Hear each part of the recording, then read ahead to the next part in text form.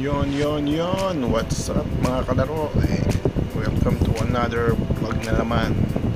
At ngayon mag-i-install tayo ng atmosphere sa ating bagong biniling SD card. Mag-upgrade tayo, mag-update ng bagong atmosphere, updated na atmosphere.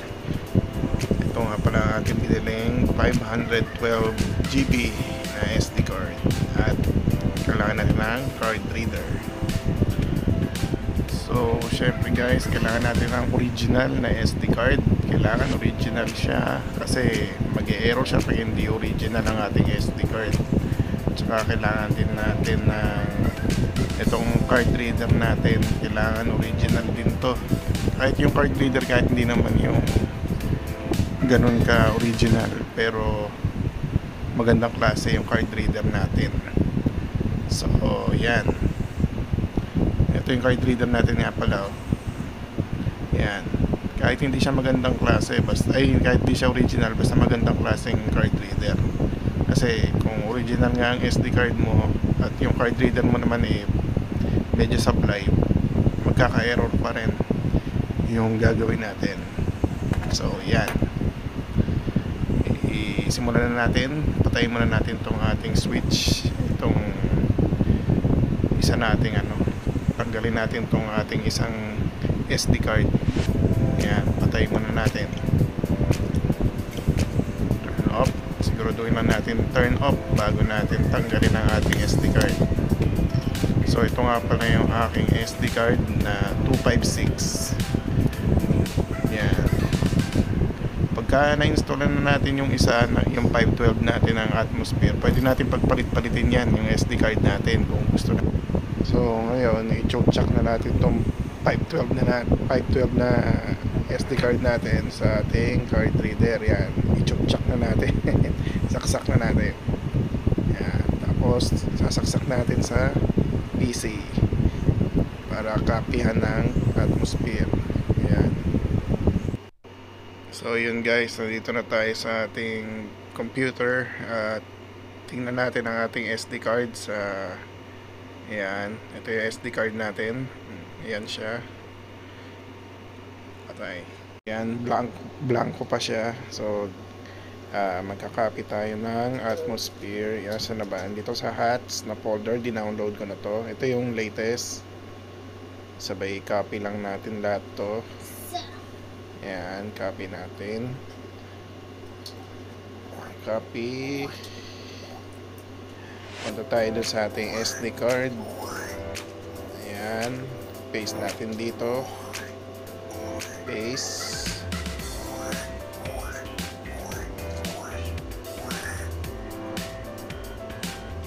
Tayo lang natin mga 375 years. Ayan na siya. Okay, copy na natin. So i-close na natin to. Ito, huwag natin kalilimutan, lagi tayo mag-safely remove ng ating SD card para hindi nagko-corrupt yung ating SD card, ha. Ayan, lagi natin tandaan to, eject natin na maayos ang ating mga SD card. Yan, so pwede na nating tanggalin at bunutin sa PC. So yan guys, balik tayo sa ating Nintendo Switch at ito ang ating SD card. Ilagay na natin sa ating Nintendo Switch. Yan, salpak na natin dito. Yan.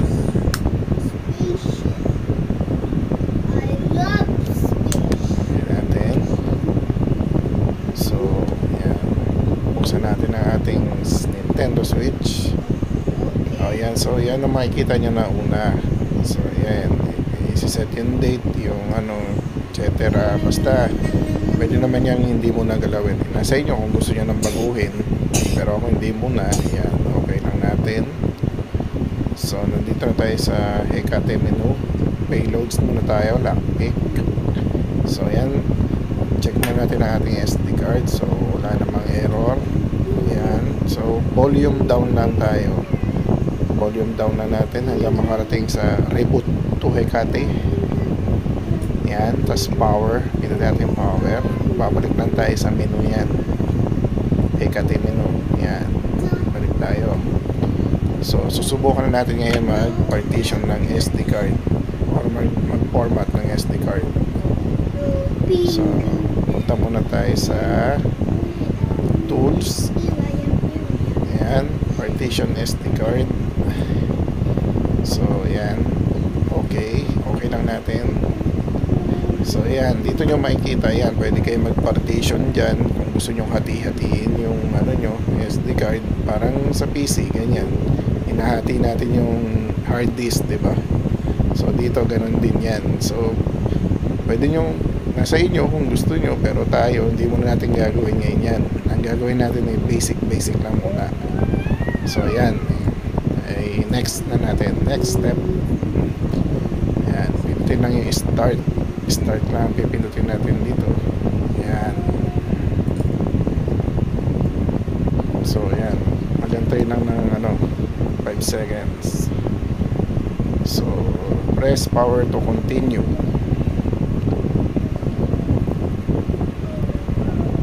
Ayan, antayin lang natin ulit. Ayan.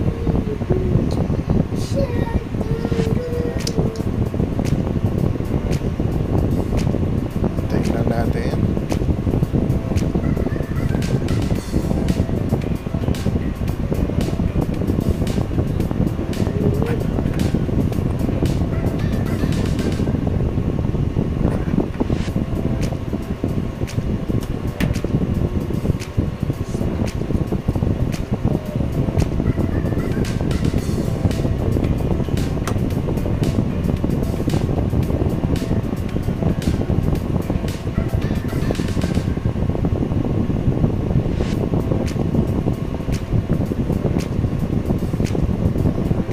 So yan, done na. Okay na natin, no?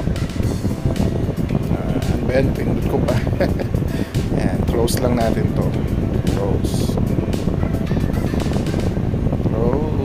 natin. Yan. Sabi, home tayo. Punta na tayo sa MOMMC. Dito na tayo pasensya na sa background dahil medyo may anak ko eh. MOMMC. Mag-create tayo. Ayan, create MOMMC. Basahin nyo na muna yan. Sabi, SD file lang. Ayan. Ito yung medyo matagal-tagal eh. Kaya ano dito, kailangan ng pasensya muna. Kaya antayin lang natin hanggang sa matapos yan.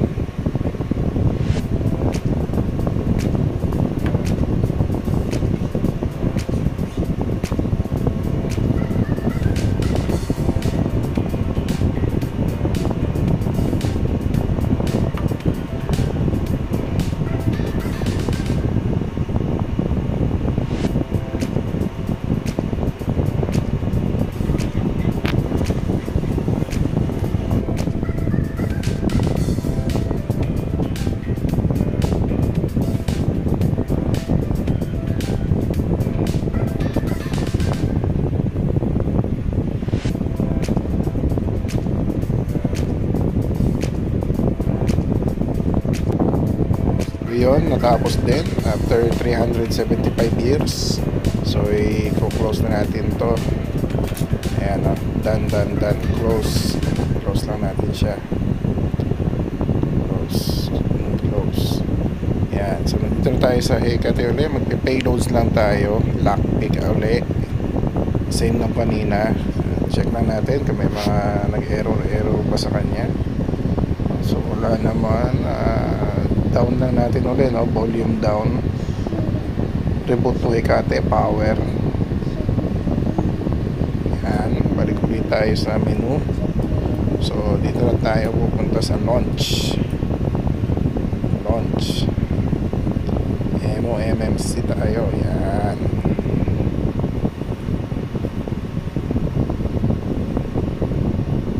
So yan na yung logo ng Atmosphere, diba?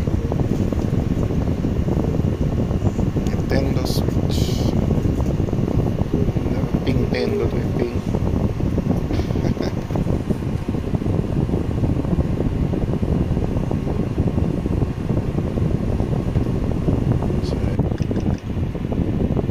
yan, tapos na.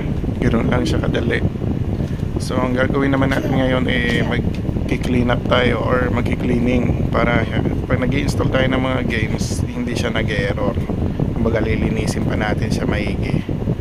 Baka may mga sabit-sabit pang file kasi minsan di ba pag nag-i-install ng mga games may mga error, lalo na sa AWO pag nag-i-install may mga error. So para hindi mangyari yun, pupunta tayo sa DBI.